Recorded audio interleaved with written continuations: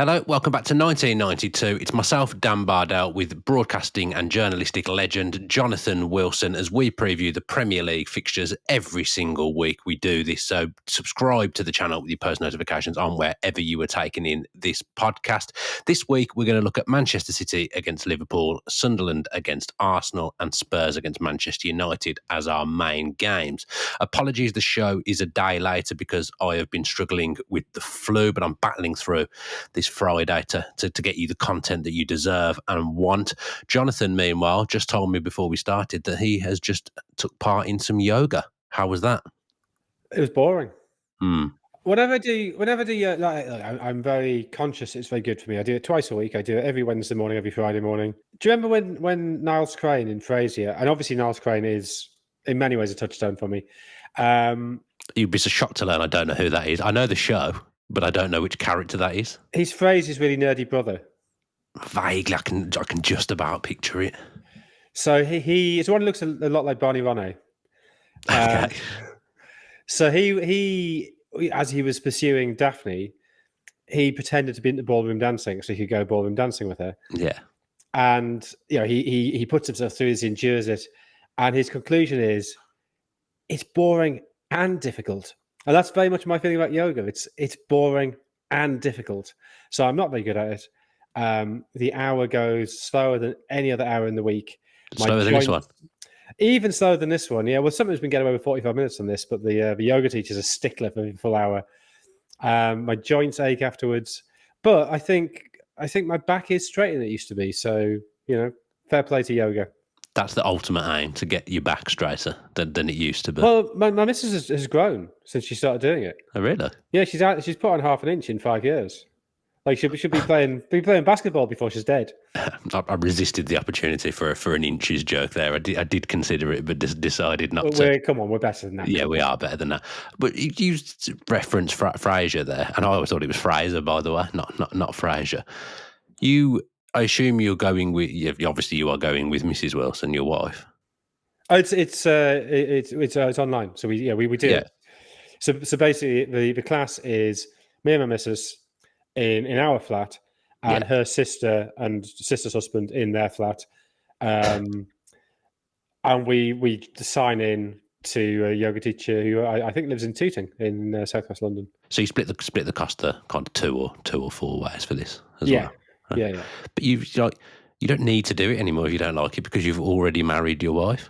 So if you don't like doing it, you don't need to do it, surely. It's not a cynical move to get in my wife's good books.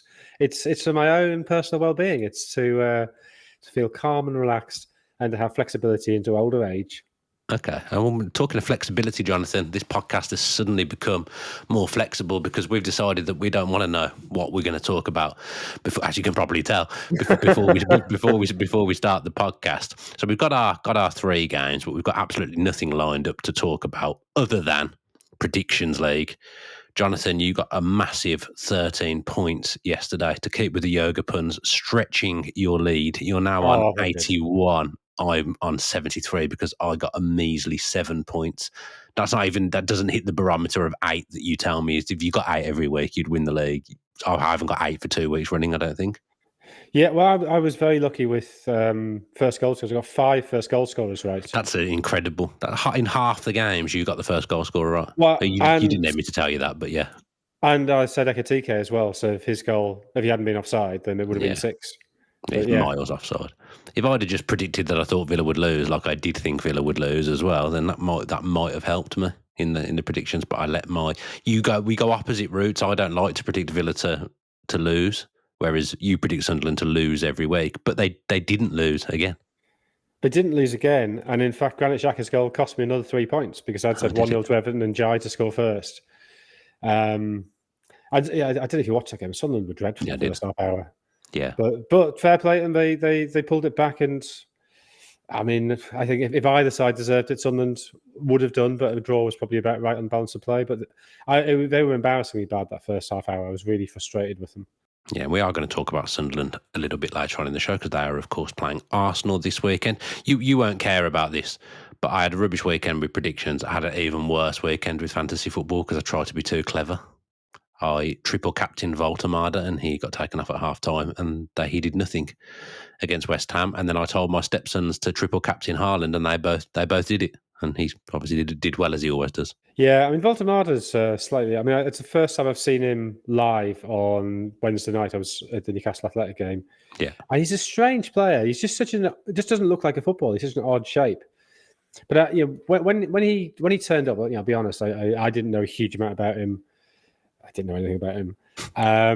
Good. I'm not sure many journalists knew that much about him. So obviously, you're asking German journalists or people you know who work in Germany, and they're all saying this is a mad fee. This is maybe he'll turn into that sort of player, but this is a lot for what he's done so far. And you had sort of people like Lewandowski and Karl-Heinz Rummenigge sort of openly scornful of him.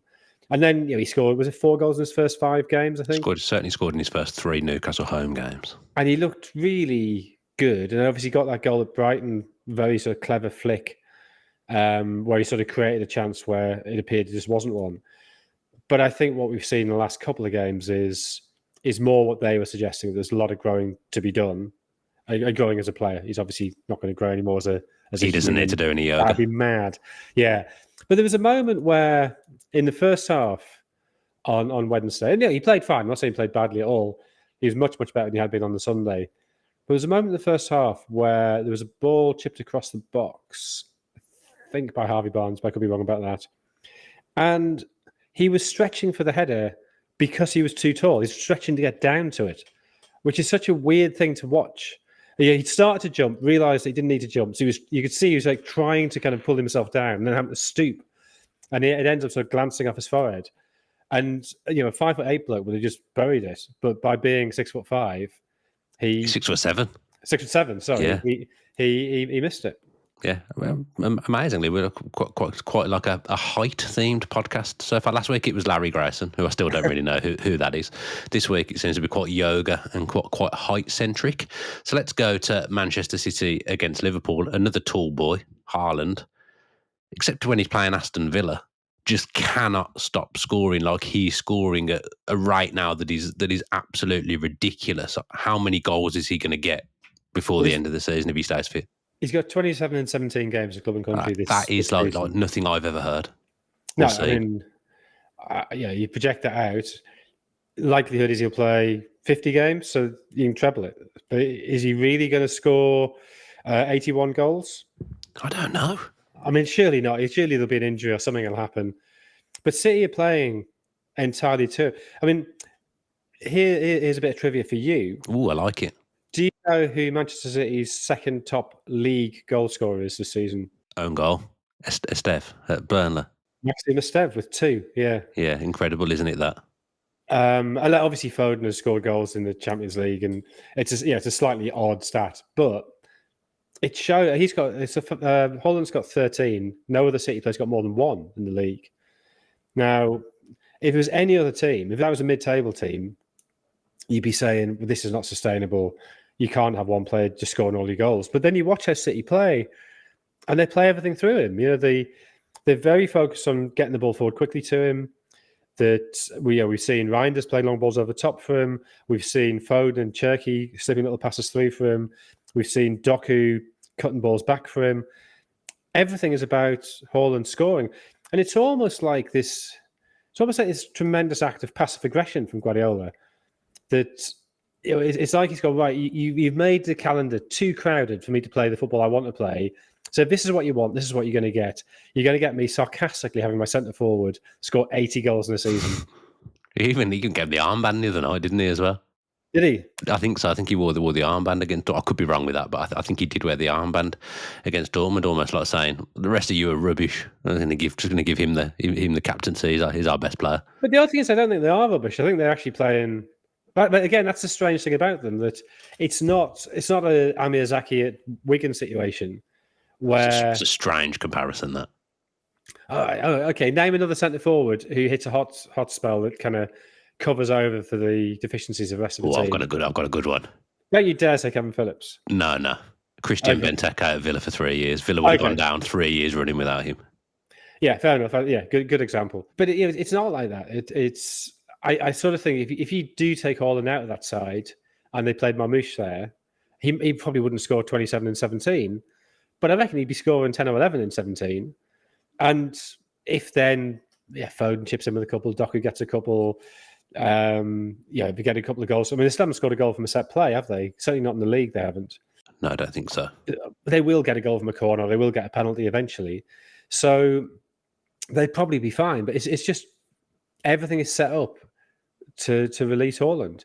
And I think one of the things that's happening is because defences are so terrified of Haaland's pace and strength, they instinctively drop back a bit. And that actually creates space for Foden or Cherky or whoever, either pushing forward from a sort of number 8 position or cutting in from, particularly from the right. The way Guardiola seems to set it up is the right side of player drifts in field quite a lot. Doku holds his position out on the left a bit more, which I think actually maybe is a weakness because I think you can then isolate Matheus Nunes. Bournemouth did it a couple of times last Sunday. But you could say this. I guess Matt Ryan on the other side. They're both very attacking fullbacks, so they're both midfielders who've been repurposed. So maybe that is a potential weakness. And I think City last Sunday probably would have been slightly disappointed by how many chances they conceded. Although they won the game very comfortably and they never looked any danger, they were a bit more open than I expected them to be. So I think City are a pretty odd side at the minute. They're sort of falling between a lot of stools. Because of Haaland, they're getting the goals and they're winning games and second in the table. But I don't think they're anywhere near as good as they were, say, 3 years ago. No, and also if they were to score off a penalty or a corner, it'd probably be Haaland, wouldn't it? Yes. Yeah. Yeah. Well, I mean, a corner. Maybe Diaz or Guardiola. They've got plenty. Yes, John Stones if he ever gets back in the team. They've got plenty of big lads back there who can score headers. Yeah, they are just absolutely flying. I mean, we're kind of tongue-in-cheek about Haaland, but last week, Cherky came into the team and he got 2 assists, got off the mark. No, he's already scored, actually. He scored in the Champions League as well, Ryan Cherky. So, he's starting to come to the fore. Now, I've got to admit, he's someone I didn't know lots about before he came to the league, but he looks an exciting player. Yeah, I've seen a bit of him for Lyon. He played very well against Manchester United in the Europa League last season. I think the sense is that, technically there's no questions about him. I think it's temperament where there has been some doubts. I think in that sense, he's not a particularly Guardiola player. I'm not sure they can play him and Foden together against everybody. Against Bournemouth, because of the way Bournemouth play, there is a bit more space in midfield. Maybe you can do that. So, I think it's probably going to be him and Foden sharing that right-sided role. But that's good. Taking the pressure off Foden. If Foden does have a dip in form, Cherky can play. You're very lively. The two assists for Haaland. Both. Great awareness, great execution of a headed pass and a ball with his right foot. So, I think he. He's been out for 2 months with a thigh problem. But I don't think there's any need to rush him back. But he's another option they've got. And that was the other odd thing on Sunday was that if you looked at that midfield 5, 4 of them were under 1.80 m and 3 of them were under 1.75 m. To carry on our height-based theme. I can't believe this. Yeah, not which I know you said, You've even changed metric as we've gone through there. We were talking about 6 foot. Now you've gone to centimetres. Well, the reason I did that was because I looked it up during the game last week and I didn't have time to convert it. And Wikipedia, for some reason, uses centimetres. So that's why I've done that. So what's 180? It's like 5'11" or something, is it? It's just under 6 foot. Yeah. Because I think I'm 178 and I'm 5'10". So, that makes sense. I think I'm 185 or 186, I believe. No need to show off. Okay. So they look like a typical Guardiola team in terms of not being physically particularly imposing. I mean, obviously Haaland is, but en masse they're not physically imposing.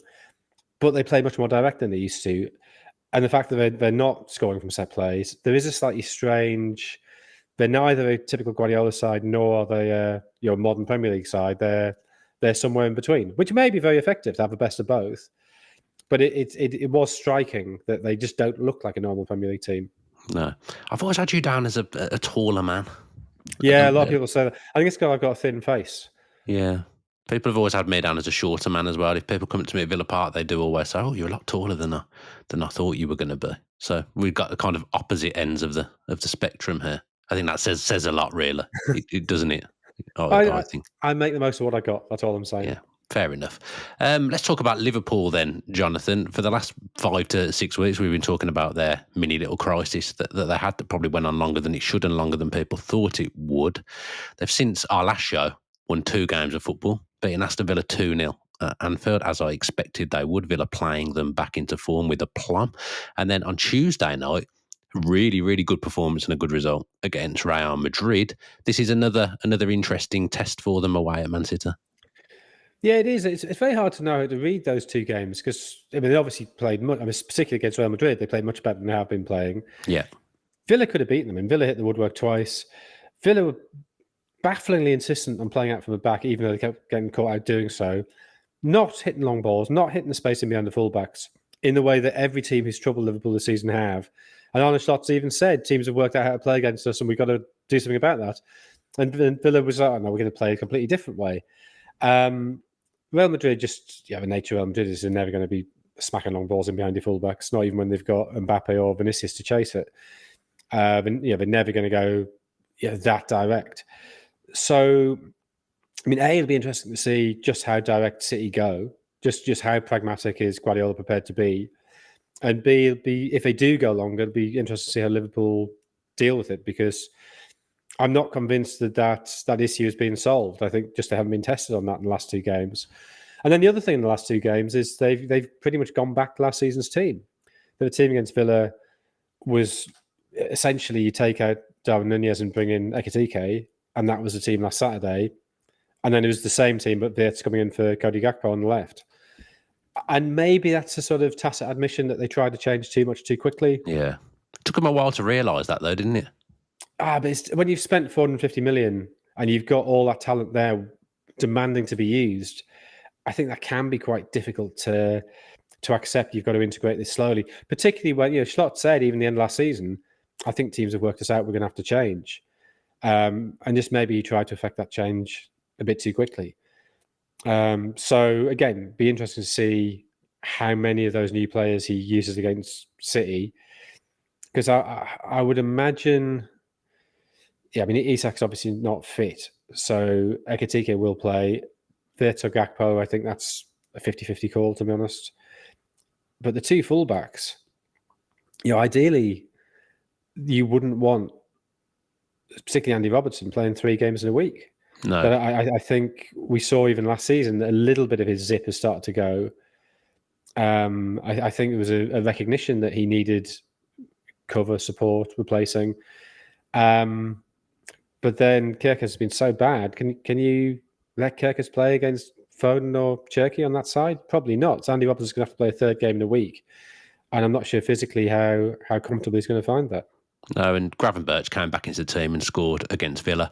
McAllister had his kind of first good game of the season against Villa as well, and followed it up with a winner against Real Madrid. So it is that kind of back to last season approach, and obviously Ekitike is a far superior centre forward to Darwin Núñez. It is that back to basics approach that has got them kind of into form again, as I thought it would. They just had to go back to kind of the things that were working last season, but long term that's going to be hard, because going back to what they did last season doesn't include Wirtz. And that they tried to shoehorn him in on the left hand side, kind of playing as a left 10, which I thought might work with Kerkez playing as a more of a marauding left back than Andy Robertson. But they're still going to have to find a space for these players eventually, whether they do it now or whether they do it in 3 months' time. Well, also, I can't say that I've got any personal information on this, but the story is certainly out there that Wirtz was told by Liverpool, you'll be playing as a number 10. Yeah. And that was one of the things that persuaded him not to go to Bayern, because there was no guarantees on his position there. So I don't know how happy Wirtz is playing on the left. Look, as I say, maybe that's fine. I don't have any particular inside information there, but the fact that story is floating around, I think it's another question mark, because I don't know how you fit Wirtz in that team as a 10, because he doesn't seem physical enough to do the midfield job. Szoboszlai has been Liverpool's best player by a million miles this season, and at the moment there's a man in possession. So I think there's a lot of issues of integration there. But I guess from a Liverpool point of view, at least they've stabilised, they're back winning. The other thing I thought was really telling, both Liverpool, Real Madrid on Tuesday, and then you saw it again in Newcastle the Athletic on Wednesday, just how much bigger, more powerful Premier League teams are than other sides. So where Liverpool, I think, have been a little bit physically bullied this season, on Tuesday they were the bullies. And in the end, it's a 5'7" bloke scoring a header that's won the game for them. But how many chances do they have from set plays? Whereas you would have said that, okay, Van Dijk can score headers from set plays. We've seen that often enough. But you just said set plays were an area where Liverpool had fallen behind the rest of the league in terms of the Premier League. So I think that dynamic going forward, it has been true to an extent for most of the past decade, probably, but it seems even more pronounced now that Premier League teams have that greater dynamism, that greater muscularity than foreign opponents. Yeah, and it's not a lot that have the better footballers as well. By and large, I'm not saying Liverpool have better footballers than Real Madrid, but by and large, the English teams now just have the physical aspect, but they do have better footballers because they can spend more money than the rest of the leagues as well. So, you expect these 5 teams in the Champions League, maybe even 6 if someone wins the Europa League, to be a trend that continues because the strength of the Premier League now far outweighs the strength of the other leagues. Yeah, I mean, that's true. It should have been true for years, but I think there was always that top tranche of European clubs who, in terms of skill level of players, for want of a better term, would be the equal or better than the Premier League teams. But the Premier League teams now have such an advantage of power. And there may be differences in how games are refereed means that you can't get away with as much in Europe. But I thought the referee on Tuesday night was pretty happy to let things go. Maybe that's the reason why that physicality hasn't told. Maybe by the time you get to April time, March, April, maybe the fact that Premier League teams every week are playing against other muscular teams, they're just knackered, whereas a Real Madrid, a PSG can effectively rest for periods of games against lesser opposition. That's not really there for the Premier League. So maybe that's why we haven't seen the Premier League dominating to the level that maybe they should have done in the Champions League. Okay, and just finally on this game, Liverpool have got back into form. They've won 2 games under the lights at Anfield, which is something they've kind of very good at over the years. I guess going to City away on a Sunday afternoon is a different test. How do you see this one going? Then what's your prediction? And give me just a bit of spiel about how you see the game going as well. I think City will be more direct than we're used to. Well, not used to this season, but more direct than the Guardiola stereotype. I don't think they're going to be pinging long balls in behind the fullbacks, but I do think Liverpool have got to be careful about that line and how high they set themselves with Haaland. And so I think City, apart from the Villa game, City have actually been pretty good for a month or so. Yeah. Liverpool, I've still got doubts. So I've got City to win it 2-1 with Haaland, obviously, to score the first goal. Yeah, you forced into the prediction of Haaland for the first goal, aren't you? I've done exactly the same. I think we've done it every week, both of us. Maybe the odd week I haven't done it, which is reflected in the points tally. I've gone for Manchester City 2, Liverpool 2. Goals in the game. Should we do our other predictions before we do the other 2 big games? Yeah, why not? Okay. Everton v Fulham. I've gone for Everton 2, Fulham 1, but friend of the podcast, Josh King, to scored the first goal. I say friend of the podcast. He just looked at my story when I tagged him in that clip that we did of him. Oh, that's nice. I made him a friend of the podcast. Fair play to the young man. Yeah. I've gone for Everton 1, Fulham 0, Iliman Ndiaye to score again on a high from his. Did he not go off? Did he go off injured in that game? Oh, did he? I shouldn't be telling you that, really. You can't change it. You can't change it now anyway. I've gone. I think he did go off injured, but I don't know if he is Probably injured. Be okay. Yeah. I believe in his. He'll play through the pain barrier to score a goal. To do it for you, do it for Jonathan Wilson. Yeah. West Ham v Burnley, Jonathan. I've gone for West Ham to maintain implausible good form with a 1-0 win. Jared Bowen. So I've gone for the same first goal scorer as you, but I've gone for West Ham to back up beating Newcastle by losing at home to Burnley. It feels a very West Ham thing to do. I've gone for 2-1 to Burnley. It's a big game, that one is. Down the bottom in November, in my opinion. Oh, Wolves. I mean, we could talk, just after we've done this, we'll talk a little bit about Wolves. Chelsea Wolves. I've gone for Chelsea 4, Wolves 0. João Pedro. I've gone for Chelsea 2, Wolves 0, Shab Bedrow. Villa v Bournemouth. I don't like this prediction for myself, but I'll let you go first. I've gone 1-0 to Villa, Morgan Rogers. I like your prediction better than mine. I've gone for Villa 1, Bournemouth 1 with Krupi Jr. to score. It's actually Junior Krupi, isn't it? Did Junior Krupi? Where does the Junior go? Yeah, I think it's Junior. Is Junior his middle name? I think it's something Junior Creepy, isn't it? Yeah, I'm going to tell you what, if my life was on the line to get his name right, I would get it wrong. It's Eli Junior Creepy. That's it. Eli Junior Krupi. Good player, though, scoring goals since he's coming to the team. Brentford v Newcastle. I've gone for Brentford 2, Newcastle 1 with Thiago to score the first goal. Yeah, I ummed and ahed about this because I couldn't work out if Newcastle were any good or not on Wednesday night. But I've gone for them to lose 1-0, so Brentford to win 1-0 with Igor Thiago to score the first goal. Yeah. Brentford at home are always a savvy pick. Palace v Brighton, Jonathan. I've gone 2-1 to Palace, Mateta. Yep, sensible. I've gone for 2-0 to Palace. I've gone for Mark Gahey to score the first goal. Though I like to throw in a centre-back every now and again. As you know, if you get a centre-back scoring, you get 5 points for doing that, as we discussed at the start of the season. Forest v Leeds. I've gone Forest 1, Leeds 0, Morgan Gibbs-White, and I think that would be Sean Dyche's first win in the league. I've gone Forest 1, Leeds 0, Chris Wood. Chris Wood. Okay. Excellent. Some good predictions. Let's just touch on Wolves. Then another manager bites the dust after signing a new contract a matter of weeks ago, Jonathan. Can anyone stop this club from going down? They somehow always get out of it, Wolves. I don't know how. But surely if you circle the drain for long enough, eventually you'll fall down. And this has got to be the season they go, whoever they manage to replace the manager with. Oh, it's very, very difficult. I mean, I think, you look at managers that they're sniffing around. I mean, I was up in Newcastle on Wednesday, and a lot of the talk from local journalists was about Rob Edwards. But I think the question he's got to ask is which is more likely to be. If he wants to be in the Premier League next season, is he more likely to do that with Middlesbrough, or is he more likely to do that with Wolves? And I think at best that's a 50-50 call. So that's the problem Wolves have got, that they look doomed. It's not just that they've been pretty hopeless this season and that the squad's not particularly good and they've investment has reduced over several years. It's that there's no other terrible teams in the division. I mean, West Ham maybe, but suggestion of last week at least is that West Ham maybe have a bit of fight left in them. They've got a good manager as well. And they've got a good manager, yeah. So I mean, not quite in the Southampton boat yet, but it does sort of feel like they're looking for that Ivan Juric figure to just sort of lead them into the Championship and then disappear and be a really difficult answer on Sporkle quizzes for years to come.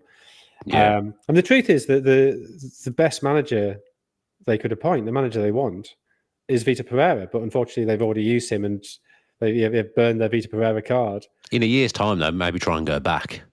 Yeah, I mean, that seems to be the way they're doing things. Yeah. So, I mean, talks with Gary O'Neill seem to have broken down. Not sure why. I mean, I think that would have been a bad job for him to take. Just because bad all round. I think it's just a hiding to nothing. Like, if he kept them up, I mean, it would be almost miraculous. And if he took them down, then even though he actually did really well with Bournemouth and for a time did really well with Wolves, their results just collapsed in the April and never came back the following season. But he would almost feel like that was it for him as a Premier League manager without doing a huge amount wrong. So I'm glad for the sake of his career that he hasn't taken that job on. But I don't know who they do get because it does look pretty terminal for them. Edward has obviously got the ties to the club, having been there before as a player and as a coach. He feels to me quite a loyal man. I feel like he would be reluctant to leave Middlesbrough at this point when they've given him a chance off the back of Luton as well. But did Gary O'Neill used to play for Middlesbrough? Am I completely imagining this? I think he might have done, actually. Yeah, I think it is true. So you could see where Rob Edwards goes to the emotional ties of Wolves and then Gary O'Neill, former player, goes back in. I mean, obviously he was at Portsmouth, wasn't he? Yeah, after Portsmouth, the club he's played for most, 109 league appearances between 2007 and 2011. Yeah, I don't think you could rule that out, but I've just got a feeling that Rob Edwards wouldn't want to leave a club at this point when he's been given a chance with them. Good owner, doing well. I mean, the danger for him is that, say he does go to Wolves and say, again, you could do quite a good job at Wolves and still get relegated. You could pick up quite easily. You could pick up 30 points from now to the end of the season, so more than a point a game, and still go down. but that would then be 2 relegations on his CV. One at Luton, an almost impossible situation, and one having taken over a club with a massive points deficit to make up. But he'd just be the bloke who took 2 teams down. And I don't know why you would put yourself through that when, sorry. It's really stealing my thunder here. I've not coughed once during this show, and you're coughing away. I'm the ill one, not you. Well, I think I'm just permanently ill. You do suffer with quite a few ailments. Yeah, through the year. I don't sleep enough. It's a problem. You're getting up to do yoga that you don't like the first thing in the morning. I even just on the basis of what's going to be more fun for the next 6 months. Trying to chase up a mountain or trying to cling on to the top of the mountain. And I'd rather be chased. I mean, I guess the money might change things, but I struggle to see the appeal of a Wolves job at the minute. Having said that, if Wolves want to offer me the job, let me write a Warts and all book when I get relegated next May, I would absolutely take it. Yeah, I'll come in on your coaching stuff as well. I'd love a bit of compensation. Yeah. Honestly, you can be a below average manager, get loads of jobs, not be very good, get the sack a few times, and your whole family's set for life. I'd love to do that. No, it would be great. I'd be cheap compared to proper managers. Yeah, same. I'd be cheaper than you, I suspect. Yeah, well, yeah, probably, yeah. Yeah. I mean, I wouldn't even ask for $1 million. I'd do it for 900 grand. I think for Wolves, I'd have to do it for me. I'd have to, because of the Villa links. I'd have to say, well, it was £1 million. Yeah, I think it just sounds nice. It rolls off the tongue nicer than. Well, it was £900,000. Yeah, well, yeah, I would do it for 900. That's all I'm saying.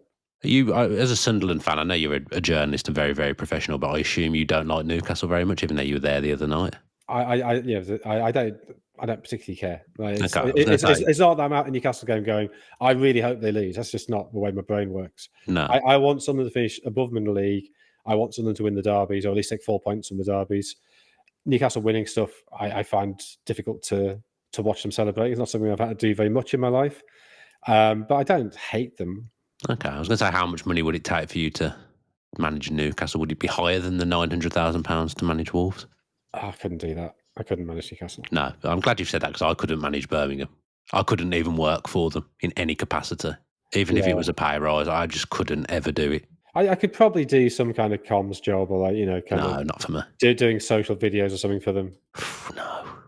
But I couldn't do it for all the money in the world. I just wouldn't be able to. I wouldn't be able to set foot in Villa Park again for a start.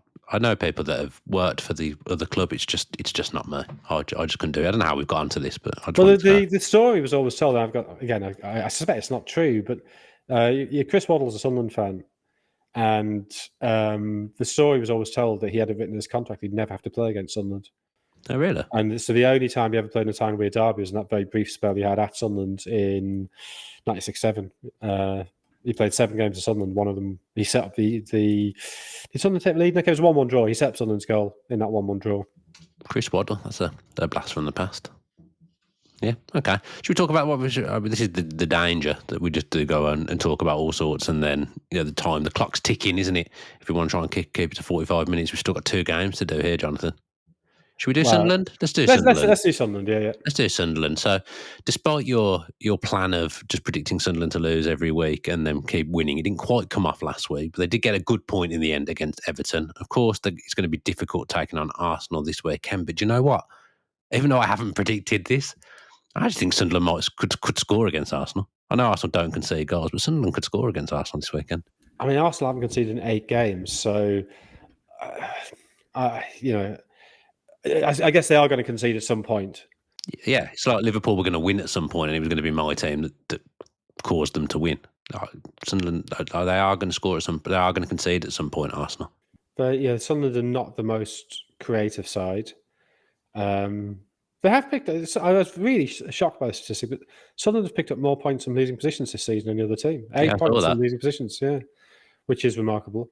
When it feels like we're not a team with a lot of goals, it seems counterintuitive that they should be able to come from behind. They showed at Chelsea a blueprint of how I think they'll play against big sides. They'll play that 5-4-1. They'll be very compact, very deep block. I think the old Arsenal might have got quite frustrated by that, but I think this Arsenal, they're so sure of what they're doing. Sunderland will concede free kicks, corners, and eventually Arsenal probably will score from one of them. So I think there's a chance on them put up a fight that it's still goalless after, I don't know, even after an hour. But I think Arsenal ultimately are just too good. Yeah, because Sunderland have got the signing of the season so far, in my opinion, and many other people's opinions as well. Granit Xhaka, who scored against Everton in midweek to rescue a point. Quite an interesting tale of him going up against his old team as well. That adds a different avenue to the game. Yeah, it does, and it's almost a shame he had that performance on Monday rather than saving it for Saturday. I mean, whether he can play that well 2 games in the same week, I don't know. But I think he can. He's a machine. He's been absolutely brilliant this season. I was on a Sunderland Echo podcast a couple of weeks ago, and there's one of the presenters there said he can't think of a better player he's ever seen in a Sunderland shirt. Wow, that's a big statement. And I sort of was thinking about thinking, and he was saying just that sort of, but just the natural ability, the kind of totally unflustered when he gets the ball. His first touch is great. He passes the ball incredibly well. He's also got a little bit of steel, a bit of edge. He clearly revels in the leadership role. I don't know do you remember when he was at Arsenal? The story was told that I can't remember when he was like 6 years old, living back in Switzerland. But he was the one that his parents trusted with the house key, and it was like, yeah, even at 6, he could take responsibility. Then you're watching him playing like an idiot in several games. Thinking, yeah. I don't see any correlation between the story and performance. Well, you really see that now. He's been given the house key by Régis Lebris, and he's absolutely reveling in being the one who gets to unlock the door.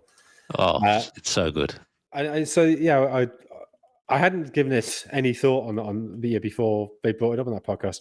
Is he the best player I've ever seen in a Sunderland shirt? I think maybe he is. The only person who I think you could say is comparable is Loic. But Loic, he's sort of forgotten now. He's weirdly, I bumped into him at the Villa game. He was doing like some corporate hospitality stuff at the Villa game. So I did see him then. I'd say he's enjoyed his post-footballing career, given the shape of him. But yeah, he was actually not dissimilar player to Xhaka in the very classy but real steel there as well, and great leader. And he left Sunderland after a year because his family couldn't get visas, and so did he go back to France? I think I can't remember where he ended up, but it was one of those sort of partings where he was sad to go, the fans were sad to see him leave, but it just his family circumstances meant he couldn't stay. So yeah, Xhaka's been great, but he's also helped by having Noah Siddiqui running like N'Golo Kante alongside him. Yeah, you saw Siddiqui get a bit rattled in that first half against Everton, which wasn't great. That he was the player who went down believing he'd been fouled before the N'Jai goal, and I think that was one of those 50-50 decisions that we're never going to overturn it. That sometimes you get them, sometimes you don't. But he then committed a pretty bad foul just after that. He himself was then tripped. No free kick was given, and then the red mist came down. He committed quite a bad foul. It was sort of like, but he calmed himself down and played very well from then on. But he has got 4 yellow cards already this season. But his energy, his running. I'm not saying he makes Xhaka look good, but the two of them together work really well. It's an odd combination. That's what football's about, isn't it? You try and find the right partnerships or the right combinations in areas of the pitch, and that's how you make a good team, and that's how you ultimately win football matches. And Sunderland, the volume of transfers that they made have managed to build a good team. Like we talked about how hard it was for Liverpool to put the new signings in. Sunderland have had to do it to a much greater volume, and they've done it really well. 14 new signings. And the thing is, pretty much, I don't say all of them, but a lot of them have already had decisive impacts. So, Mukiele has been. I mean, why is Mukiele at Sunderland? He's so much better than a Sunderland player. It just doesn't make any sense. How have Sunderland picked him up for $9.5 million plus like 2.5 add-ons from PSG? That makes no sense because he's only 25, I think. Alderete, who I'm not sure he's going to be. He's missed the last 2 games because of concussion. I'm not sure if he's going to be available because I think he did have another episode this week. Okay. But he's somebody that picked up from Getafe Paraguayan centre back who, I'd never heard of, but not just a great defender, but really classy on the ball. Sergei Troider's been playing in his role, who was a fullback in Schlott's Feyenoord side that won the league. He played in midfield his first couple of appearances for Sunderland, and now he's playing as a centre back. But he's big, good on the ball. Dan Ballard's found a new level this season. So it's not just the new signings, it's the players who are already there. The integration of the two seems to have gone pretty well. And I think the sign of that was when Talby scored that winner at Chelsea. Dan Neil and who was the other one? The first two players to him in celebration were subs who've barely got a look in this season, who were mainstays last season. I'm trying to think who the other one was. Dan Neil and I can't remember who the other one was, but the fact that they were straight on the pitch to celebrate suggests just how good team spirit is, and I think you've got to give Lebris a lot of credit for that. Yeah, credit to him. I didn't know much about him when he came in at Sunderland. To be honest, even when they've come into the Premier League, I didn't know too much about the manager, but he just seems to have handled everything so well so far, and feels like he's going to be a top manager. Let's go on to Arsenal then. Went to Burnley, did what they do, got off the mark with a set piece, and then Declan Rice made it 2-0, and then in the second half they just kind of sat on it and decided, well, we don't really need to get out of third gear here. Let's just win the game 2-0. Just feels like a very champions-elect performance the way they've done that. They've been very good, obviously, for 3 years. They finished second for 3 years. I think the squad's. I mean, they've actually signed more players in Liverpool this summer, but obviously they know their system. It's not massive transition. It's strengthening the squad. It's tweaking, improving in certain areas, and now the squad, I think, is by some margin the best in the Premier League. The fact that Odegaard's not there, Havertz is not there, but they just move Eze into the middle. And that works really nicely. I think Zubimendi gets the best out of Rice. I think Gyökeres hasn't had the easiest start, but just having a centre forward, they benefit from that. And I'm sure they've got 15 goals by the end of the season, maybe more. So it just works. I think the two fullbacks, Calafiore and Timber, work really well. I think that adds a bit of support to midfield. Yeah. So it's a system that's been finely honed over 3 or 4 years that now has a depth of squad to ensure that there's no drop off if we get 3 or 4 injuries. I think the one question mark about them was temperament. I think there's been times when they haven't reacted well to adversity. But the thing is, this season, because Liverpool and City aren't really looking like they're going to really challenge, I'm not really sure where that adversity is going to come from. So I think there's no reason why they can't keep just churning out these 1 and 2-0 wins every week. Maybe they slip up somewhere, but I don't think they're going to slip up enough. And I don't think Liverpool or City are going to put together a run of 10 wins in a row to really apply the sort of pressure that might make them crack. I feel like this has been coming for a few years, Arsenal operating at this level. He's definitely been building towards it. Probably disappointing season last time round, but the 2 seasons before that, certainly, they were really building towards being a team that can genuinely win the biggest trophies. I just think if you look at their summer and you look at Liverpool's summer, Liverpool bought players that meant they had to reinvent their system, as you just alluded to there. Arsenal bought players where probably only one comes into the best 11, but the rest just make the squad stronger, and they'll still play lots of games, and they fit already with what they do. Everything they've done kind of just worked. Zubimendi probably is in the best 11, but is anyone else in their best 11 out the signings? Yeah, I'd say Eze's better than Martinelli. I think he's better centrally. Well, maybe, but I still think I'd rather, all else being equal, if I'm trying to, say Odegaard's there and playing well and has that position in the middle, I'd rather have Eze playing on the left than Martinelli. Okay, and I think having Gyökeres as a centre forward is. Oh yeah, I completely missed the centre forward that they spent a fortune on that they've been waiting for years. That's a very poor statement from me. This is what happens when it's unplanned, Jonathan. Things can go awry, can't they? No notes, you don't know. So I'd say 3 of them going to that first 11. Yeah, that's fair enough. I mean, there's almost an argument, certainly on form, that Ez is better than Odegaard. Yeah, I mean, we haven't really seen him this season, have we, to really be able to judge him? Broke down every time he has played. I know, Odegaard had by his own standard, the second half of last season, I don't think he was great. So, but you got them both, so it doesn't matter, does it? You can play them both, you can play one of them, it's fine. No. Okay. Let's do our predictions. Interestingly, have you got, even though we're doing it unplanned now, have you got notes? Just got my score predictions. Oh, fair enough. See, people don't realise the pressure cooker in which we're operating under here, trying to do a show with just acknowledge that was really poor from me, though, for getting Xhaka. He's injured this weekend, though, so he probably won't be playing at the weekend. Let's get your score prediction then, Jonathan, for Sunderland against Arsenal. Shock, I'm sure he's gone for a Sunderland defeat. Yeah, 2-0 Arsenal and Xhaka to get the first goal. Probably in a similar way to Njai's goal, drifting enough right and nobody quite kicking him hard enough. You won't get any extra points for that. I will if Mark Gahey scores for Crystal Palace. I've gone Sunderland 0, Arsenal 2 as well, but I've gone for Eze to score the first goal in that one.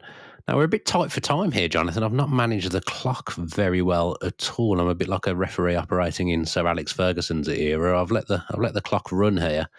Spurs v Man U, should we just do a quick segment on them? Or should we just do our predictions? Have you got anything you'd like to say? Do you have anything? Well, I mean, I guess the shadow of Bilbao lies over this game, doesn't it? That there was obviously a huge game end last season. Spurs have been pretty awful at home. I think there's grumbles of discontent about winning the week at home in Champions League, but that doesn't seem to have been a problem so far. It's the league that's the problem for them. Yeah, I mean, the point I was making about Premier League teams being physically dominant against foreign sides, that Van der Ven goal is... it's just... it's like a sixth former playing with third formers at school or something. Just that's the kind of goal you could score, kind of just surge forward. But it is interesting that there does seem to be a surprising amount of discontent given they're fifth in the league. But I guess the issue is their home form has been poor. And, if you're going to be good at home or away, you're better off being good at home because then more people see it. Yeah. And there's almost an acceptance of poor away form as just, it's one of the things that happens. People are paying a lot of money to be there at Spurs as well, aren't they, with the facilities and whatnot? And 0.05 XG last week is pretty bad. And it's odd because it's Thomas Frank was never a boring manager at Brentford. If you look at his record when he first got the Brentford job and when he first got the Burnley job, he didn't start either job well.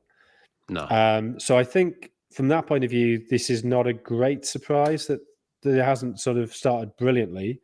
There have obviously been very good performances in that. I mean, PSG in the Super Cup, winning away at City, the win at Everton 2 weeks ago. So it's plus a couple of European performances. I think they're really missing Maddison and Kulusevski and Solanke. You've got to bear that in mind that three of their main attacking players are not there. I think Son having left, I think possibly that's a bigger hole to fill than people maybe realise, that there was such a reliance on him in the past that transition was always potentially going to be difficult. Xavi Simons doesn't really look up to it at the minute. Oh, he really has surprised me how poor he's been, actually. So, I think there are attacking problems there. And maybe they are a bit over-reliant on set plays for creativity as a result. That incident with Jed Spence and Van der Ven ignoring Frank as they came off the pitch, it's difficult to know how much to read into that. Two players who are annoyed after a defeat just want to get in the dressing room. That's not the worst thing in the world. It didn't seem to be a problem when they beat Copenhagen. So it may be that in a couple of weeks we've forgotten about it, but equally, maybe players are getting frustrated with Frank if they feel they're sort of being restricted in a way they don't want to be. It's a big change of style after Postecoglou. So it'd be interesting to see how that goes, and obviously interesting to see how United's revival goes. Yeah, I actually thought for Manchester United last week, the draw and the way they recovered it against Nottingham Forest is another good sign, and they could have won it at the end as well. The shot obviously getting cleared off the line, a great goal line clearance. I know they've had all those wins and the winning run was broken and that lad's never going to get a haircut, but I actually thought that's a really good sign that they've recovered that and drawn 2-2, because they wouldn't have done that last season. They wouldn't have done it at the start of the season. Yeah, you're right. Having gone 2 on down, they could easily have buckled and they didn't. And so because they're on the up, you see that as a positive. If it had been in the middle of a series of draws, it'd be just another game they hadn't won. But I think you're right. I think they will take positives from that. And the fact they haven't lost means there is still momentum going forward. So I don't know. I'm now looking at what I've predicted, and I was about to say something would contradict it. I don't quite know. I did with Sunderland scoring Arsenal, and then I predicted against Arsenal, and I predicted 2-0 to Arsenal. I'm gonna change my prediction. Oh, can you do that? Is that something that can be done? I don't know. Can you? Well, I haven't said it yet, have I? It's locked in on the paper. Once it's gone down on the paper, surely that's... Nah, you're allowed to change on the paper. Okay. Go on then. I'll let you. Well, I did have Spurs to win 2-1, but I've now gone for 1-1. And given you get 5 points for centre-back scoring now, apparently. That's not going to happen. Although Mark Gay does score, I will consider it. I've got Van der Ven to... Largely because United are so bad at defending set plays, I can imagine him scoring from a set play. Do you know what? Should we add that rule in if a defender scored? Do you not think that adds a bit of jeopardy? I'm speaking as someone who's 8 points behind in the table here. Don't you think that's good? No. I'll bow down to your seniority. I've gone Spurs 2, Manchester United 2, Xhaka to score the first goal. Yeah, I mean, my logic on Van der Ven is that United are very bad at defending set plays and Spurs are quite good at taking them. So yeah, fair enough. Okay. All right, then. That does us, Jonathan, for this week. Where are you off to this weekend? What game are you going to? I'll be at Spurs v United. Spurs v United. I tell you, it's so nice doing the 12:30 Saturday game. You finish by like 4:30. You can do all the yoga you want on Sunday. Oh, yeah. I might go and have a couple of pints. Nice. The missus is out tomorrow afternoon, evening. So, yeah, a couple of pints. Come home, watch a Sunderland game. Maybe watch some rubbish telly. And... get ready for City v Liverpool on Sunday. Excellent stuff. Okay, then. I'll be, of course, at Villa Park on Sunday watching Villa take on Bournemouth. Right, Jonathan, thank you ever so much for joining me. As always, there's no games next week, but Jonathan and I will still get on and do a show. I don't know what we'll do that show on. Maybe an England-based one. Maybe pick some World Cup squads. Who knows? Yeah, that's we're going to record a day early, aren't we? So we'll because I'm off on holiday to Italy next week. Oh, very nice. What part? Florence. Oh, it's good. It's good. I've never been before, so very much looking forward to it. I think I went as a child to Florence. I was well travelled as a child, not so much as an adult. Okay, yeah, so we'll do that next week. We'll jump on and do a show a day early. This week, of course, we've done it a day late due to illness, but don't worry, you've still got your Premier League preview ahead of the Premier League games. We're going to go now. All that's left to say is this has been 1992. It's a goodbye from me and a goodbye from Jonathan Wilson too.